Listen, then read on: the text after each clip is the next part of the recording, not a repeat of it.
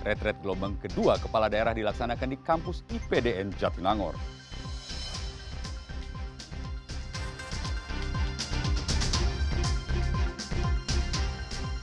Warga sekitar Sungai Citarum dihebohkan dengan perubahan warna air secara tiba-tiba.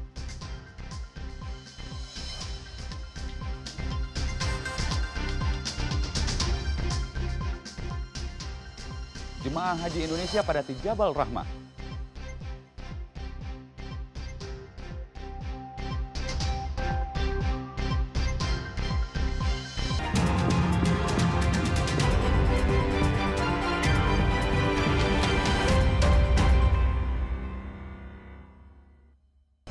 Selain ketiga informasi utama tadi, kami masih memiliki informasi menarik lainnya.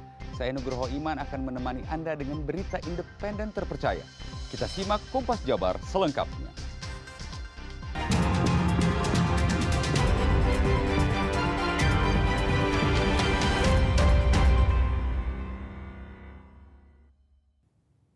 Hari pertama retret kepala daerah gelombang 2 di kampus IPDN Kabupaten Sumedang dihadiri 84 kepala daerah. 2 kepala daerah lainnya, yakni Bupati dan Wakil Bupati Kutai Kartanegara, baru akan menyusul setelah dilakukan pelantikan di Jakarta. Sebelumnya terdapat 93 peserta yang terdaftar untuk mengikuti retret kepala daerah gelombang 2 di kampus IPDN Sumedang. Wamendagri Bima Arya menyebut 6 peserta berhalangan hadir karena alasan kesehatan. 1 peserta karena alasan kedukaan dan 2 peserta lainnya akan menyusul usai selesai dilakukan pelantikan.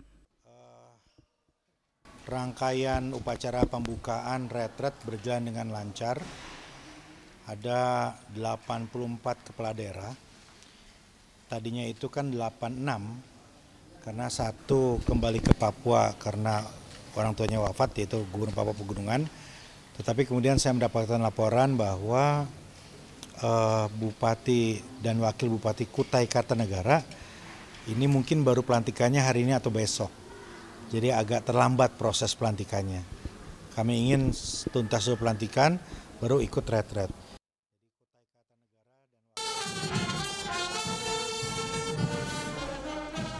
Sesampainya di kampus Institut Pemerintahan Dalam Negeri IPDN, para peserta disambut oleh Praja IPDN dengan marching band.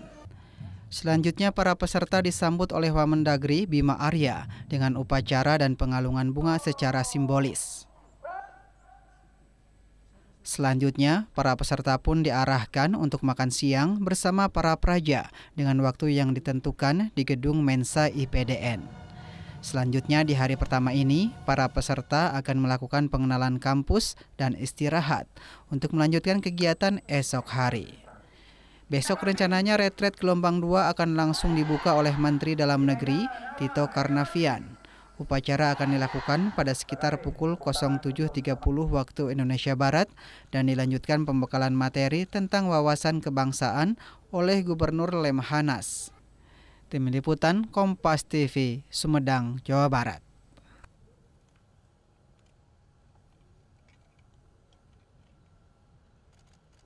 Saudara, masih ada kepala daerah yang bermasalah setelah ditempa retret kepala daerah di Magelang, Jawa Tengah. Wamendragi menyebut telah mengevaluasi retret untuk gelombang kedua ini.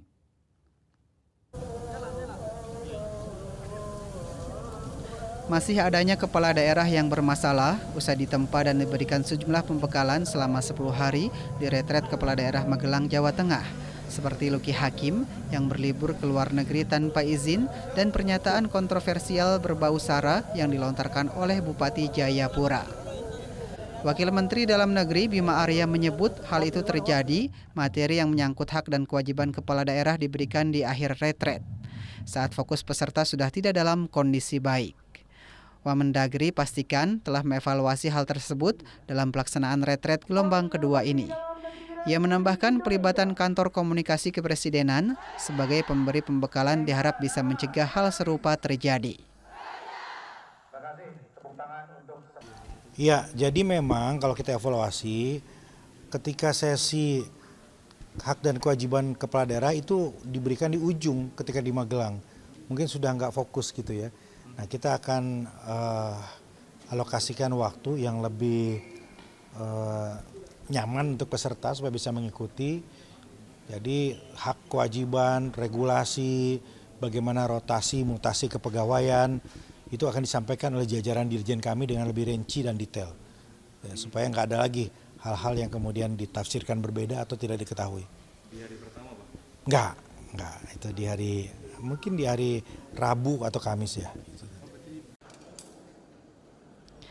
Retret kepala daerah kembali digelar dengan peserta para kepala daerah yang sebelumnya berhalangan berpartisipasi serta kepala daerah hasil PSU dan dismisal MK. Seperti di retret gelombang pertama, sejumlah materi dari Menko, Menteri, Polri, Lemhanas, dan KPK akan diberikan sebagai bekal para kepala daerah memimpin daerah mereka. Retret kepala daerah diharapkan dapat membangun kedisiplinan, sinergitas, dan kolaborasi antar kepala daerah dan pusat untuk kebaikan pembangunan nasional. Tim Liputan Kompas TV, Sumedang, Jawa Barat.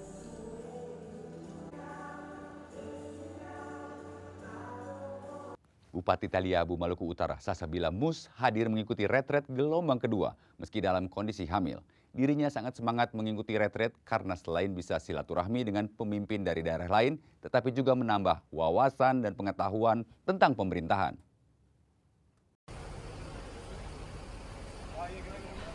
Rombongan peserta retret gelombang kedua tiba di stasiun KCIC Tegaluar, Kabupaten Bandung, Minggu siang. Peserta dengan jumlah 86 ini menaiki bus dari Jakarta menuju ke IPDN Jatinangor, Sumedang. Saat tiba di stasiun KCIC Tegaluar, ada kejadian unik, di mana Bupati asal Taliabu, Sasabila harus dibantu mengikat tali sepatu oleh Bupati Siak Afni Zulkifli. Kondisi Bupati Taliabu Sasabila saat ini tengah hamil 4 bulan, namun dirinya sangat bersemangat ingin mengikuti retret gelombang 2. Menurut Sasabila, dirinya sangat ingin mengikuti retret gelombang 2 ini dan dirinya sangat bersemangat. Persiapannya alhamdulillah cukup matang, sudah disiapkan juga, sudah jauh-jauh hari tahu bahwa retret kepala daerah ini adalah sebuah kewajiban untuk kami semua dan pastinya kami siap untuk mengikuti seluruh rangkaian acara dan kegiatan program, khususnya program belajar mengenai program Astacita dan program utama dari Bapak Presiden Prabowo Subianto dan Bapak Gibran. Bu, katanya kondisinya lagi hamil. Iya betul, alhamdulillah. Menjaga kehamilannya seperti apa? Menjaga kehamilan di saat mengikuti retret ini? Oh, jadi dengan surat dokter dan surat hasil uji kesehatan kemarin, saya mendapatkan pita merah dan gelang merah yang artinya tidak perlu mengikuti seluruh kegiatan fisik yang berat, tapi bukan berarti itu menjadi alasan saya untuk tidak bangun pagi bersama-sama yang lainnya. Selain Bupati, dalam retret gelombang 2 ini terlihat Gubernur Bali Wayan Koster yang turut hadir. Retret gelombang 2 ini, peserta yang datang sebanyak 86 bupati dan gubernur dan akan berlangsung di IPDN Jatinangor, Sumedang. Noval Rabani, Kompas TV, Kabupaten Bandung, Jawa Barat.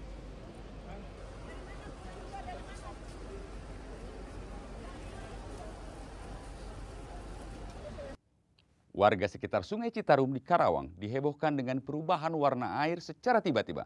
Informasinya akan hadir selengkapnya usai jeda.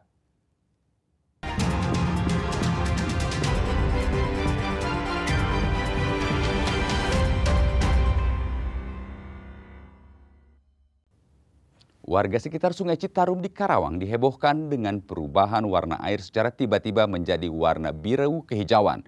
Dinas Lingkungan Hidup dan Kebersihan Karawang memastikan pencemaran di Sungai Citarum tersebut berasal dari salah satu perusahaan.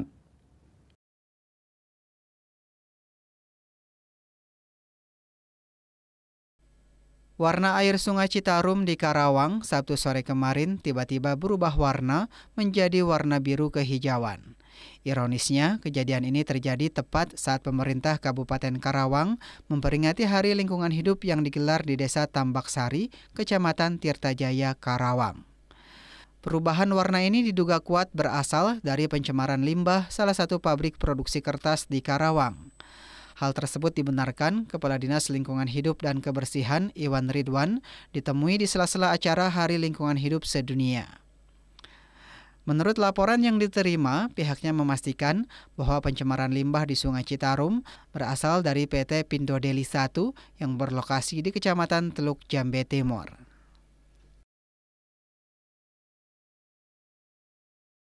Mas pertama dari Pilo 1 aja. Itu dari mana asalnya, Pak?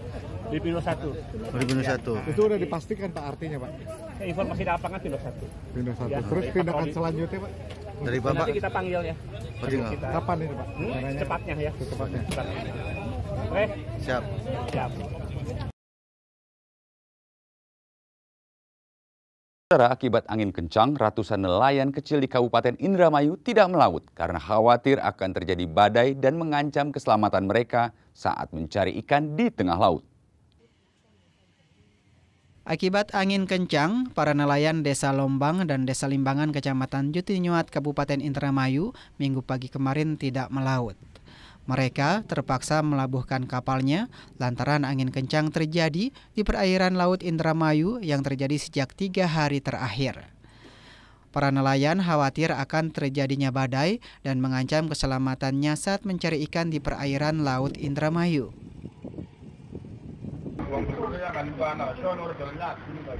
Ya karena cuacanya kan biasanya kan kayak gini. Kalau Jakartanya lagi, tapi cuacanya lagi bagus, sampai sore gitu. Emang kalau berangkat jam berapa sih? Jam 3, maksimal jam 3 sampai jam 4 lah, jam 4 subuh. Sore ya. Pulang-pulang jam 2 atau jam 3 sore kayak gitu.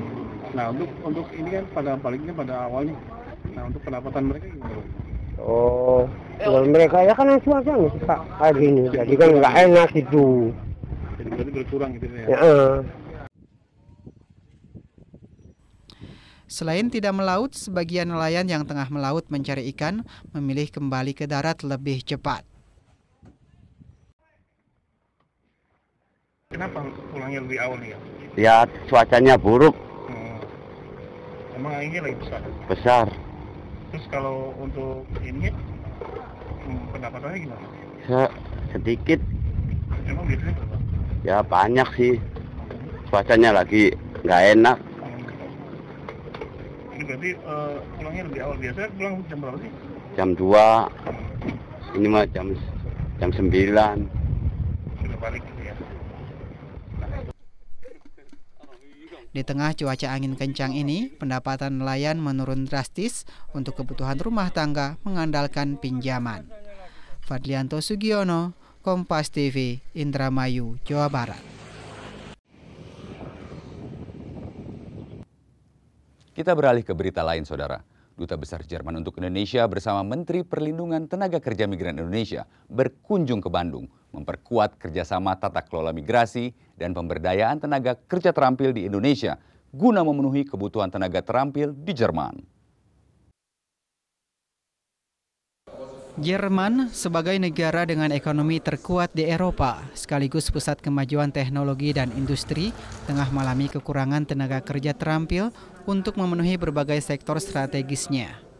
Menteri Perlindungan Tenaga Migran Indonesia menyebut hal ini menjadi peluang bagi warga Indonesia untuk dapat mengisi posisi-posisi tersebut. Pemerintah berkomitmen untuk memastikan tenaga migran Indonesia siap dan kompeten. Untuk itu, kerjasama antara perusahaan pembangunan Jerman dan pemerintah Indonesia dilakukan. Salah satunya dengan mengunjungi kota Bandung untuk mempersiapkan sejumlah infrastruktur pendukung. Macam ambassador bisa membantu kita juga untuk membangun jaringan pemberi kerja di Jerman, karena disampaikan ada potensi sekitar 400.000 setiap tahun kebutuhan Jerman untuk bekerja. Kira kita bisa ngambil berapa persen dari sana. Duta Besar Jerman untuk Indonesia, Ina Level, meresmikan 2 pusat pendukung tenaga migrasi luar negeri, khususnya ke Jerman. Hal ini dilakukan untuk memastikan migrasi tenaga kerja yang aman, tertib, dan saling memberi manfaat bagi tenaga kerja dan perusahaan penerima kerja di Jerman.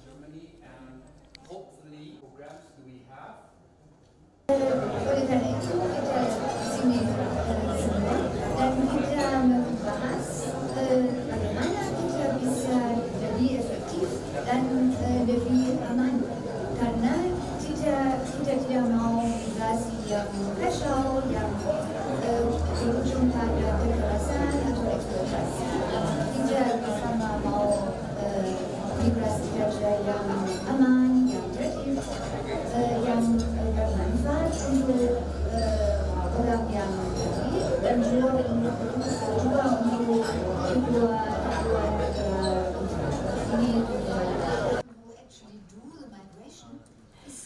Peluang kerja dan karir yang lebih baik serta upah yang lebih tinggi jadi salah satu alasan sejumlah anak muda bersemangat untuk bekerja di luar negeri. Laili, salah satu calon pekerja migran Indonesia, mengaku sejumlah persiapan ketat telah ia jalani untuk memastikan dirinya siap mencapai peluang-peluang kerja yang ia harapkan di luar negeri. Kalau untuk pendidikan saya di Jerman, kan sudah banyak juga ya untuk lowongan kerja di Asia. Untuk Eropa itu mungkin baru-baru ini untuk bekerja di Eropa itu, dan kesempatannya cukup banyak sekarang, apalagi di bagian hospitality. Maka dari itu saya lebih tertarik ke Jerman. Untuk menjalankan komitmen tersebut, dalam kunjungannya ke Bandung, Duta Besar Jerman untuk Indonesia bersama GIZ dan pemerintah setempat meresmikan peluncuran Pusat Informasi Terpadu untuk Migrasi, Vokasi, dan Pembangunan Indonesia (MOVE-ID), serta Sentra Kompetensi Asia Tenggara untuk Migrasi Tenaga Kerja ke Jerman atau KSM. Tim Liputan Kompas TV, Bandung, Jawa Barat. Suasana haru menyambut kedatangan jemaah haji Kota Depok yang sempat mendapat ancaman teror bom. Informasinya akan hadir sesaat lagi, tetaplah bersama Kompas Jabar.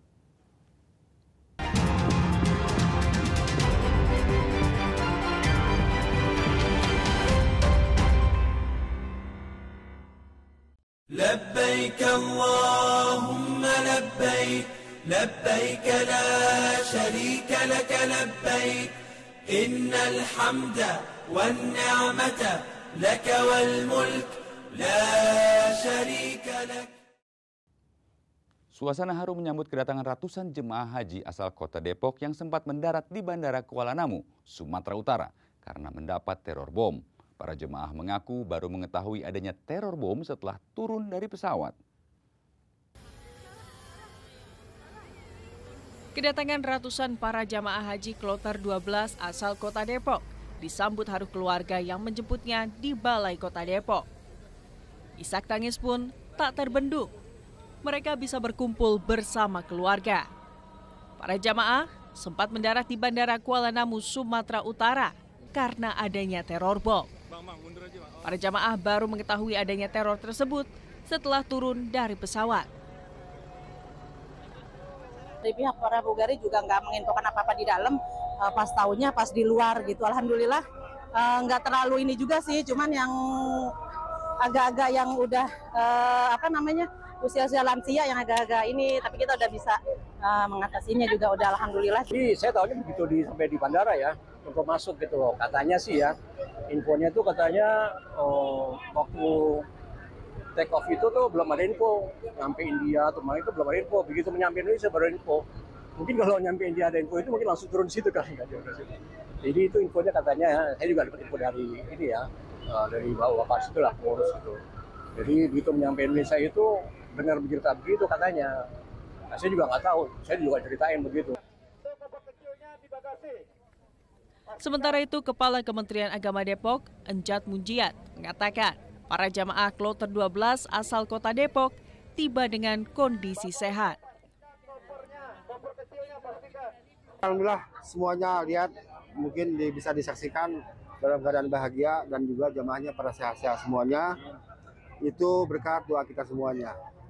Dan hari ini kita terima jamaah haji itu jumlahnya genap 442 jamaah berikut petugas. Mereka semuanya sehat.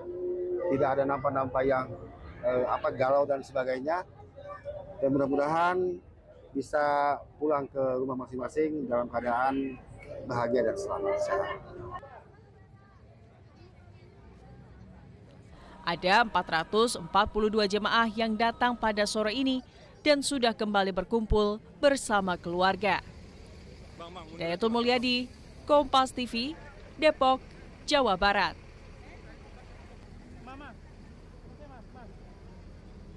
Saudara, dari informasi haji, beragam wisata religi dikunjungi jamaah haji, tak terkecuali Jabal Rahmah. Bukit kasih sayang ini merupakan tempat Nabi Adam dan Siti Hawa dipertemukan kembali setelah diturunkan dari surga. Di tengah hampa padang Arafah yang luas dan membisu, sebuah bukit kecil menjulang penuh makna.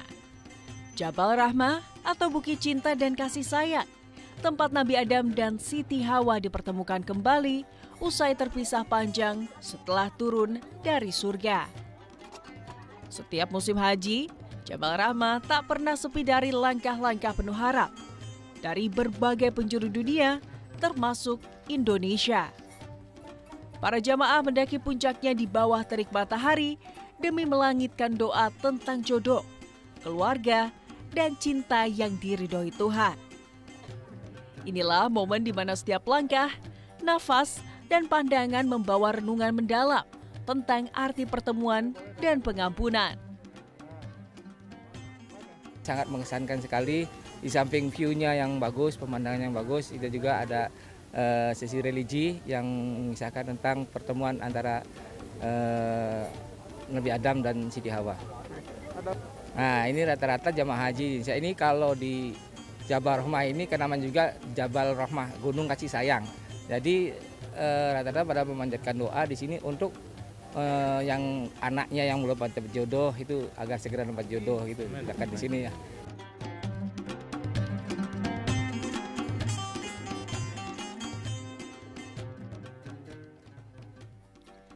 Ziarah ke Jabal Rahmah menjadi simbol perjalanan batin dalam mencari cinta dan ridho Tuhan. Tak sekedar mengunjungi sebuah tempat bersejarah, namun juga meneguhkan niat untuk mencintai dengan tulus, menjaga janji, dan menyatukan hati dalam doa.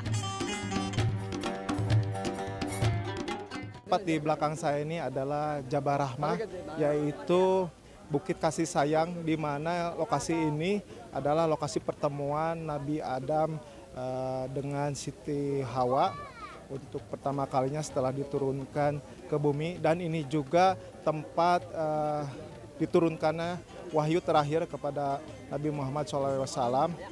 Tidak hanya sekedar wisata religi atau menziarahi sebagai bentuk napaktilas Nabi Adam, di sini juga diingatkan bahwa terselip pesan abadi bahwa cinta itu berdasarkan dari doa, harapan, dan pertemuan yang diberkahi. Oleh karena itu terjalnya dan panasnya terik Jabal Rahmah ini menyimpan harapan bagi jamaah haji ke sini untuk memanjatkan doa untuk kelangsungan bersama pasangan, dan tentunya terus berharap cinta terhadap sesama dan Sang Pencipta. Aji Fardiansa, Kompas TV, Makkah, Arab Saudi.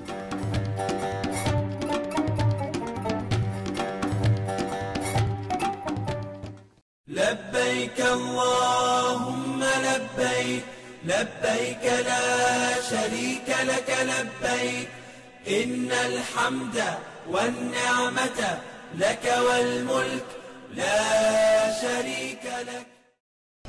Saudara, dengan berakhirnya informasi tadi sekaligus mengakhiri Kompas Jabar episode hari ini. Saya beserta kru yang bertugas mengucapkan terima kasih dan sampai jumpa.